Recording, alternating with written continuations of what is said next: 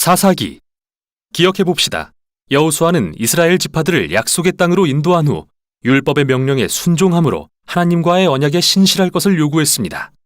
그러면 열방의 하나님이 어떤 분이신지 보여줄 수 있기 때문이죠. 그러나 사사기는 여호수아 사후 완전히 실패한 이스라엘에 대한 이야기입니다. 이 책의 이름은 당시 이스라엘의 지도자의 유형에서 유래합니다. 그들에게 왕이 있기 전 사사들이 각 지파를 다스리고 있었는데 이들은 법정의 재판관이 아니라 지역의 정치, 군사적 지도자, 즉 부족장에 가까웠죠. 그리고 경고합니다만 사사기는 매우 충격적이고 폭력적인 책입니다. 이스라엘의 도덕적 타락과 나쁜 리더십, 그리고 이들이 어떻게 가나안 족속과 다를 바 없게 되었는지 알려주죠. 하지만 이 슬픈 이야기는 미래에 희망을 주려는 것이기도 한데요. 책의 구성에서 이를 엿볼 수 있습니다. 긴 서두에서는 이스라엘이 실패한 이유가 남은 가나안 족속을 다 내쫓지 않았기 때문임을 소개합니다.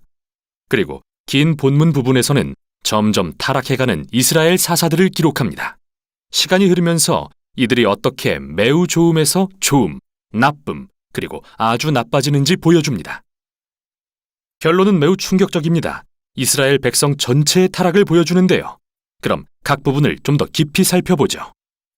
도입부는 약속의 땅에서 영토를 부여받은 이스라엘 지파들에 대한 기록입니다.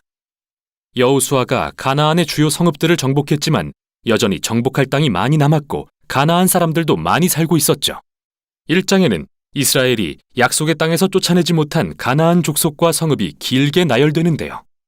기억하십시오.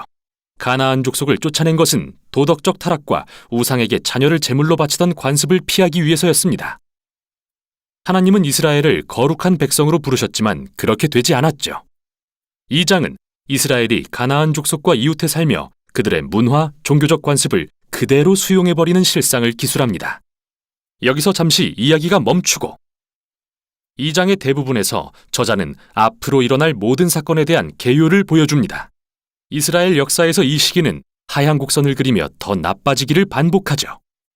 이스라엘은 가나안 족속처럼 되어 하나님을 거역하고 죄를 범하고 하나님은 그들이 가나안 족속에게 정복과 압제를 당하도록 내버려 두십니다.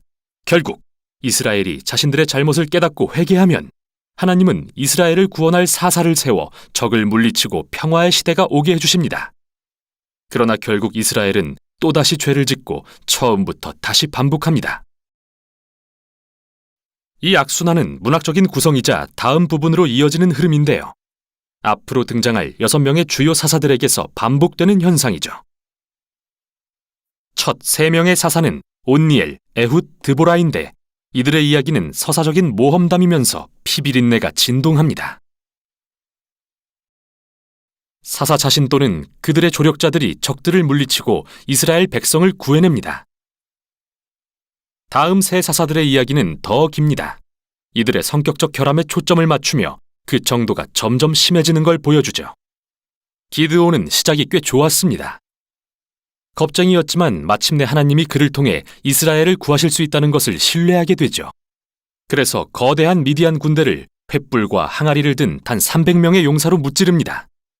그러나 성질이 고약했던 기드온은 전투에서 자신을 안 도왔다는 이유로 많은 동족 이스라엘 사람들을 죽입니다. 이때부터 모든 게 추락하기 시작합니다. 그는 전투에서 취한 금으로 우상을 만들었는데 그가 죽고 나자 온 이스라엘이 그 우상을 숭배하며 다시 악순환이 시작되죠. 다음은 입다라는 사사입니다. 그는 산에 사는 폭력배 같은 사람인데 이스라엘의 상황이 심각해지자 장로들이 그에게 가서 도와달라고 구걸합니다.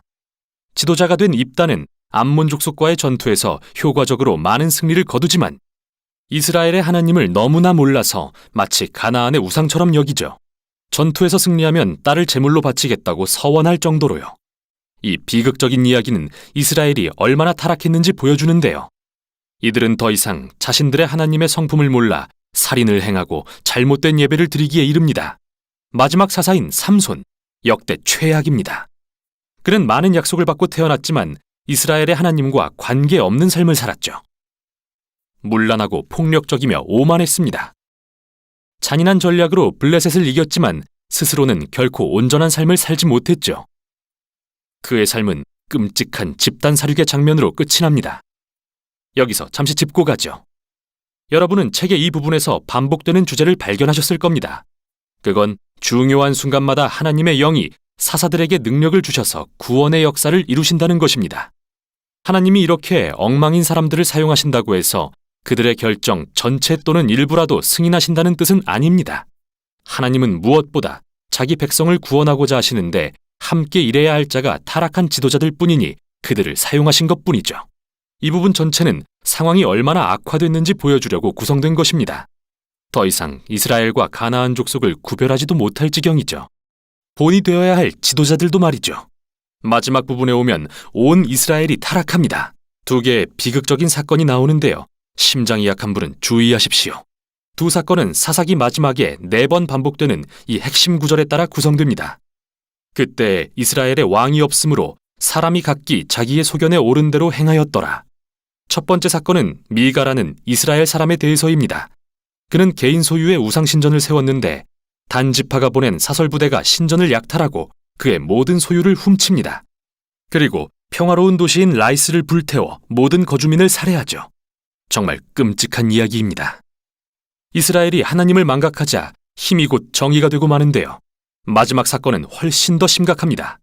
성범죄와 폭력으로 점철된 이 충격적인 이야기는 이스라엘 최초의 내전으로 이어집니다. 매우 충격적인데요. 그게 곧 핵심입니다. 이 사건들은 경고의 메시지인 겁니다. 이스라엘이 이렇게까지 파멸에 이른 것은 그들을 사랑하사 이집트의 종살이에서 구원하신 하나님을 배신한 결과입니다. 이스라엘에게는 다시 구원이 필요한데요. 이번엔 자기 자신들로부터 말이죠. 유일한 희망의 빗줄기는 끝에 반복되는 이 말씀에서 발견됩니다. 사사기를 맺는 마지막 문장인 이 말씀. 이스라엘에 왕이 없으므로. 이렇게 다음 책들의 배경이 준비됐습니다. 앞으로 룻기에는 다윗 왕 가족의 족보, 사무엘상에는 이스라엘 왕권의 기원이 기록됩니다. 그러나 사사기는 비극으로서 그 가치가 있습니다.